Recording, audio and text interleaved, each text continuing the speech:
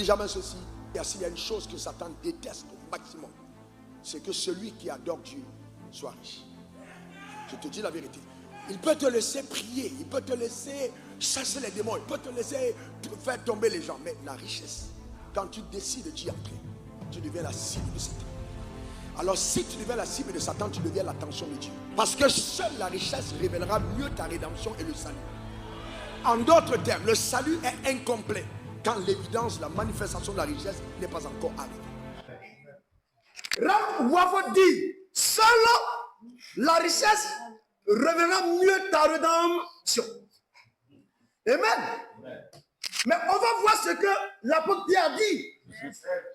Oh bien, parce que puisque nous sommes en train d'étudier l'évangile que les apôtres ont prêché, parmi les apôtres, il y a un apôtre qui a figuré, l'apôtre Pierre.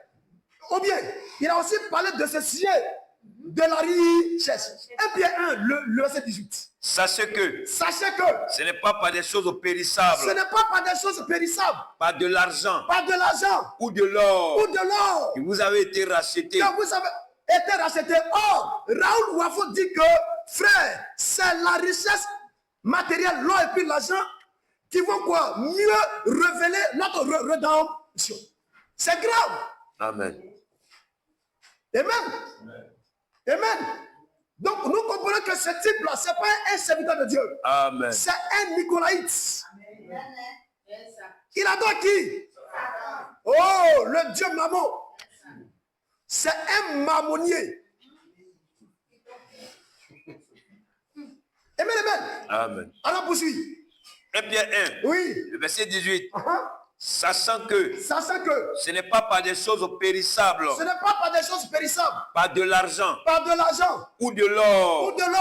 Que vous avez été rachetés. De la vaine manière de vivre. Que vous avez hérité de vos pères. Vrai ou faux? Frère, donc l'évangile là, écoutez bien.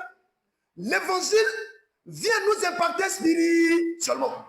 Mais aujourd'hui, c'est faux. Un prédicateur, on prêchait un évangile qui, alléluia, a une allure de pouvoir impacter les gens physiquement. C'est un faux évangile. C'est l'évangile de la terre. L'évangile du ciel, là, frère, vient impacter les gens spirituellement. Dites Amen.